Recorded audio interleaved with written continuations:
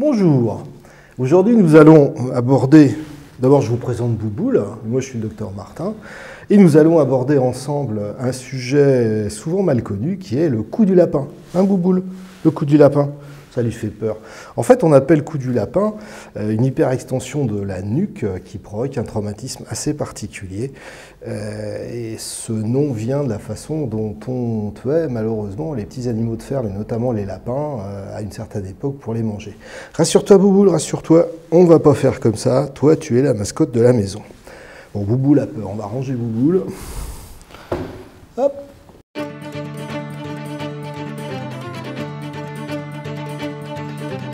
Bon voilà, on a rangé Bouboule, elle est à l'aise et on va pouvoir continuer. Pour comprendre le principe du cou du lapin, l'hyperflexion de la tête, de la nuque, il va falloir comprendre un petit peu l'anatomie. Donc vous imaginez un crâne, le crâne c'est la partie dure qu'il y a ici, la base de la tête, comporte un trou ici qui s'appelle le trou occipital, par où le cerveau donne naissance au bulbe puis à la moelle épinière. La moelle épinière, qui contient tous les nerfs qui se dirige vers le corps, va passer sous la protection du rachis, la colonne vertébrale, qui a plusieurs segments. Le premier segment, c'est le segment cervical. Le segment cervical, il décrit une courbe comme ça, vous voyez. Donc ici, cette courbe est importante. Au niveau dorsal, il décrit l'inverse, une courbe inverse. Au niveau lombaire, encore une lordose, ça s'appelle une syphose, ça une lordose. Et puis à la fin, les pièces sacrées du sacrum. Voilà. Nous, on va s'intéresser essentiellement à cette partie-là.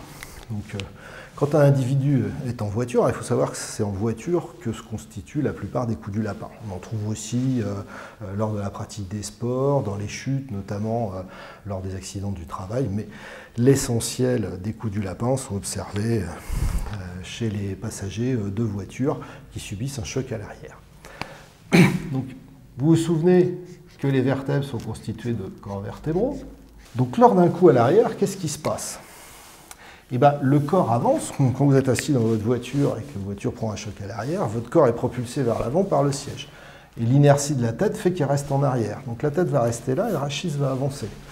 Il va en résulter une hyperflexion de cette partie des vertèbres. Ça va avoir pour effet de traumatiser de façon plus ou moins importante tout cet ensemble. Il faut savoir que le rachis vertébral, il ne flotte pas comme ça dans l'air comme dans Star Wars. L'ensemble de ces vertèbres, alors une vertèbre, ce n'est pas juste un petit cube, hein, c'est un corps vertébral avec des apophyses, c'est-à-dire des extensions latérales, vers le haut, vers le bas, et postérieures. La moelle épinière passe ici, derrière les corps vertébraux, à l'intérieur d'un orifice particulier. Et puis, toutes ces extensions qu'il y a ici servent à articuler les vertèbres entre elles et servent d'insertion à toutes sortes de muscles et de ligaments qui maintiennent l'ensemble. Tout ça est extrêmement souple. Hein. Je peux faire des tas de choses avec mon rachis, je peux tourner dans tous les sens, parce que l'ensemble ici, ostéo-ligamentaire et musculaire, est suffisamment souple pour permettre tous ces mouvements. Quant aux vertèbres, entre chaque vertèbre, il y a un disque intervertébral, ici il y a quelque chose, il y a une substance tendineuse, ce n'est pas le sujet aujourd'hui de décrire de quoi elle est faite, et puis des ligaments, ici et là, qui maintiennent l'ensemble. Vous voyez tout un ensemble ligamentaire, des sortes de haubans, certains sont tout petits, sont minuscules, d'autres sont beaucoup plus forts, et l'ensemble est maintenu en plus par les muscles du cou, les trucs que vous avez là, vous voyez, tout ça là. Tout ça, ce sont des muscles qui viennent maintenir l'ensemble. Ça vous donne de grandes capacités de mouvement du cou, mais essayez de tourner, vous voyez qu'à partir d'un moment, c'est bloqué, vous ne pouvez pas aller plus loin, même chose en flexion, même chose en extension. Si vous prenez un choc qui vous crée une hyper-extension du cou, vous imaginez bien, si le choc est suffisamment violent, que ça va avoir un effet traumatisant sur une partie, ou tout d'ailleurs, enfin généralement une partie, des éléments anatomiques qui sont là. Ça, c'est facile à comprendre. Après le choc, qu'est-ce qui se passe? Soit le choc a été très violent, ce qu'on appelle un choc à haute cinétique en voiture, où vous n'êtes pas boxeur et vous avez pris un coup de poing au visage par un type qui lui est boxeur, ou plein d'autres circonstances. Si le choc est extrêmement violent, vous avez des fractures et des entorses. Les fractures sont généralement des fractures soit des corps vertébraux ici, si le rachis se plie beaucoup, vous voyez, si les vertèbres font ça, comme ça, vos corps vertébraux qui étaient bien alignés vont en fait se percuter les uns les autres.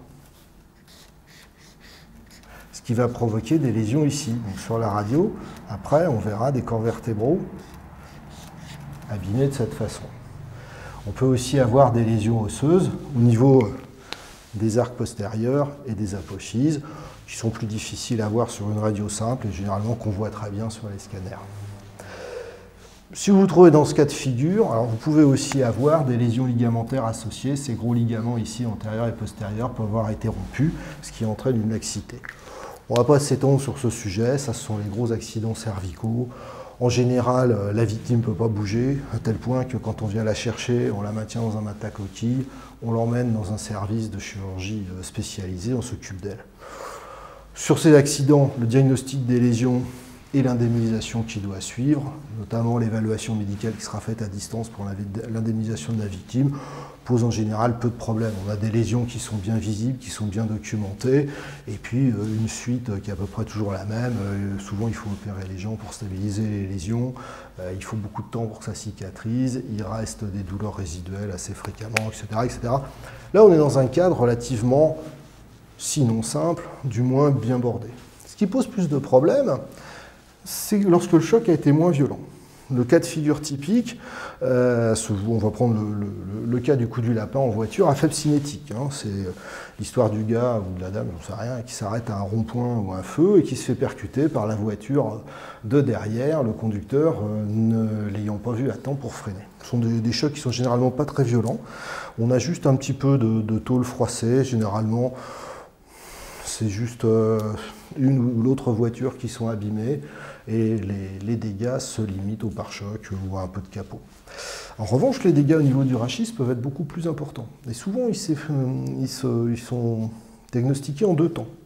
Dans un premier temps, la victime du véhicule avant peut sortir de son véhicule. On voit même souvent des gens établir leur constat. Ils ont un petit peu mal, ils sont un peu gênés, ils ont 2-3 courbatures, mais bon, ils sortent de leur véhicule, ils font le constat, et comme les véhicules ne sont pas abîmés, chacun reprend sa voiture et poursuit ses activités. Et puis, dans les dizaines de minutes qui suivent, ou de 20 minutes, une demi-heure, la douleur devient de plus en plus intense au niveau du cou. Et dans les heures qui suivent, ça s'aggrave à tel point que ces gens qui, au début, souvent dans le constat, ont mis qu'ils n'avaient pas de blessure et puis ne pensaient pas devoir consulter, se retrouvent à chercher un médecin ou vont directement aux urgences dans les heures ou dès le lendemain, dans les heures qui suivent ou dès le lendemain, parce que les douleurs deviennent de plus en plus importantes et ils se retrouvent dans cette position tout à fait caractéristique de la victime du coup du lapin. Alors, pourquoi est-ce qu'on fait la différence entre les deux? Parce que ces victimes qui au début se pensaient un peu ou pas du tout atteintes vont présenter des douleurs en deux temps. Des douleurs en phase aiguë. Généralement, on va les examiner, on va vérifier qu'il n'y a pas de fracture ni de lésion grave.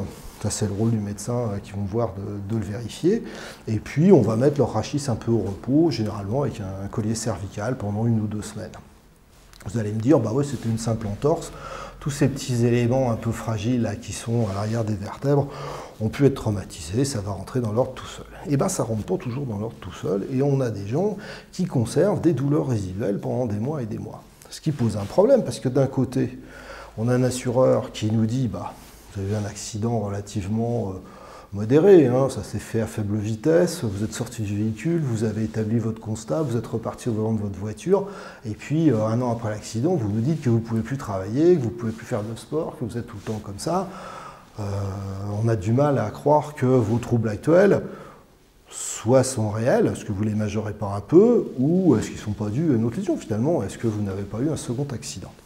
Ça, c'est un débat très fréquent sur ces petits coups du lapin, et qui pose d'énormes problèmes, parce que la plupart des victimes ne sont pas des simulateurs, il faut bien le dire, ils ont réellement mal, et ont beaucoup de difficultés à faire reconnaître leurs troubles.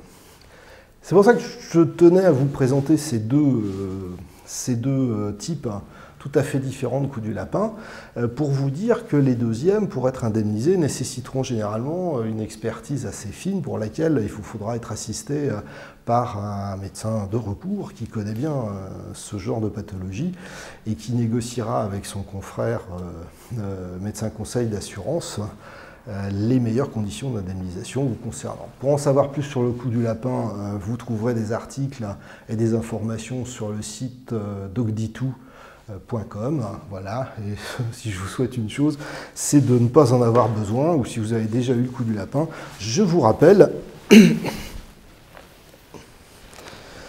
que notre ami Bouboule est là pour vous soutenir et vous aider à passer un moment relativement difficile. Tu dis au revoir, Bouboule? Dis au revoir. Viens, ma fille. Allez. Voilà.